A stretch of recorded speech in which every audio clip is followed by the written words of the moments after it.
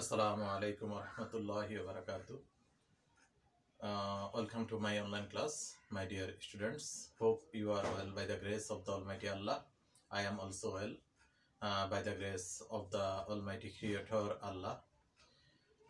Stay home, stay safe, my dear friends. Today I will discuss on voice in grammar in English. We know voice is the uh, term which shows the relationship between verb, subject, and object in a language. There are three kinds of voices in English language: active voice, passive voice, and passive voice.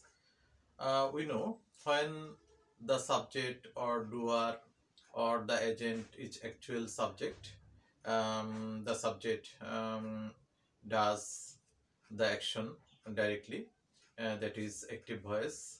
I mean the original subject or doer or agent is active in that sentence. When the subject original subject is object and object is the subject, original subject or doer or agent is passive, that is passive voice. We know when any sentence is um, like active as as structure but works as passive voice, that is quasi-passive voice. Uh, Look at the word, please. When we make change between active voice, passive voice, and quasi-passive voice, we make some changes in the structure. Please look at the word. When we make any active voice into passive, change into passive voice, we make the original object. We make uh, the object into subject. To change active into passive, we make object into subject according to the number of the subject. I mean singular or plural, according to the person, first person, second person, third person, and according to the tense of the sentence, we bring a bibhab. We bring bibhab. We bring bibhab to make a sentence from active to passive. We know when we bring bibhab to make a active voice into to make an active voice into a passive voice, we bring according to these rules. When the sentence is when the tense is present and definite tense, we bring am, is, are. When the sentence is past and definite tense, we bring was or were. We use am with only first person singular I.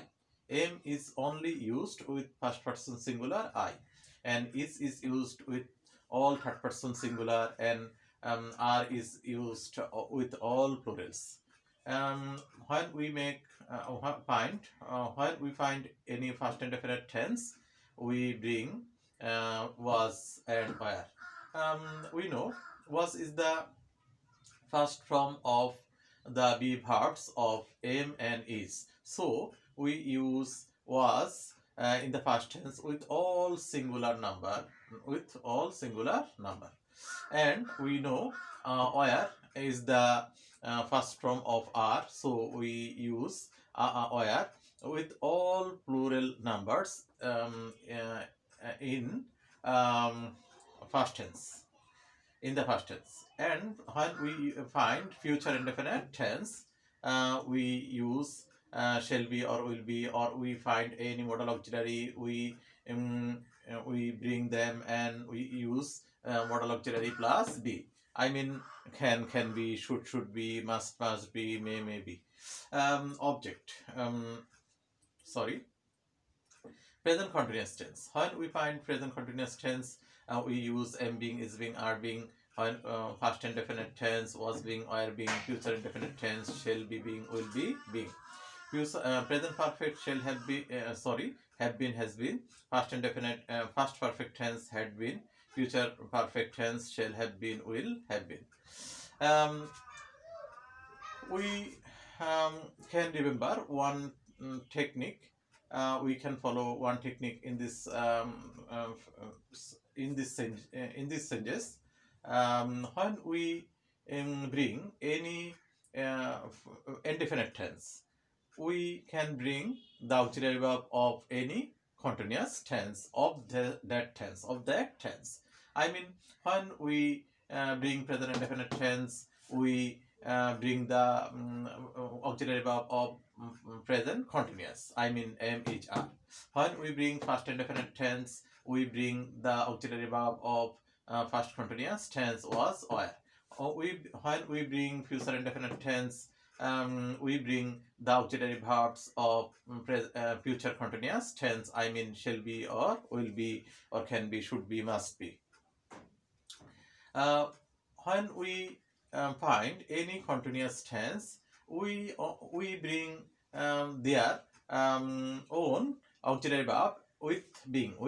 I mean, am being, is being, are being, was being, were being, shall be being, will be being.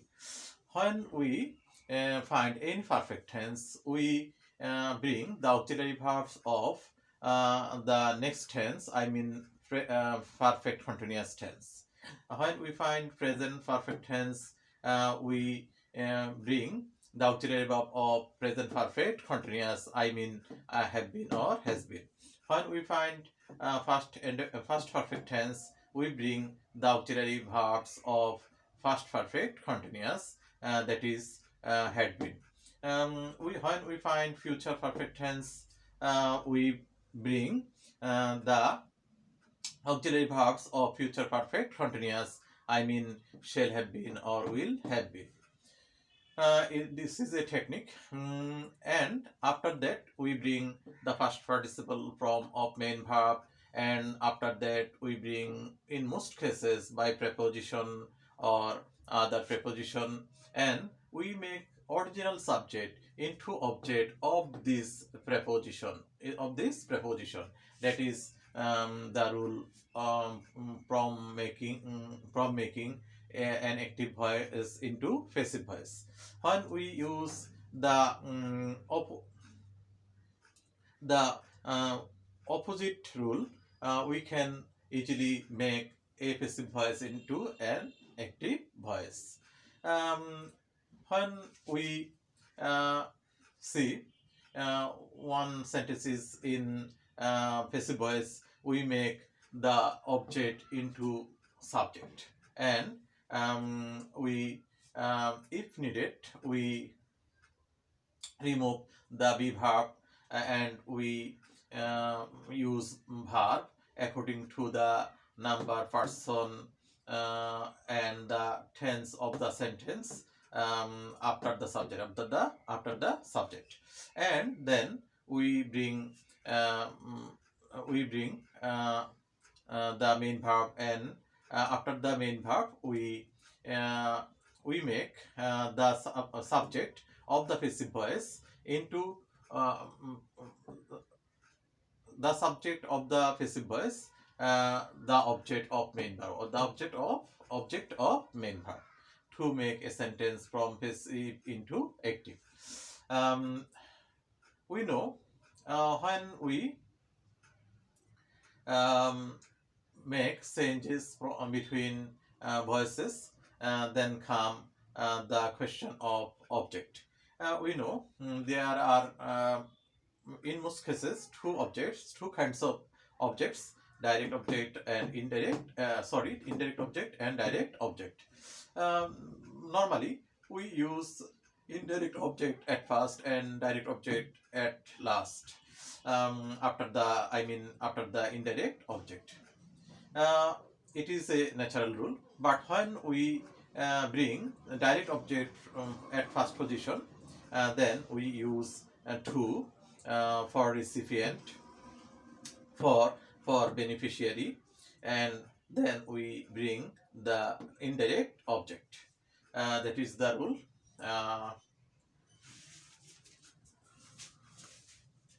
My dear students and viewers, no more today. Please subscribe my YouTube channel.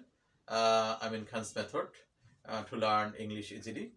Allah willing, I will come with new topics, new subjects, with new class. Fi amanillah. Good night.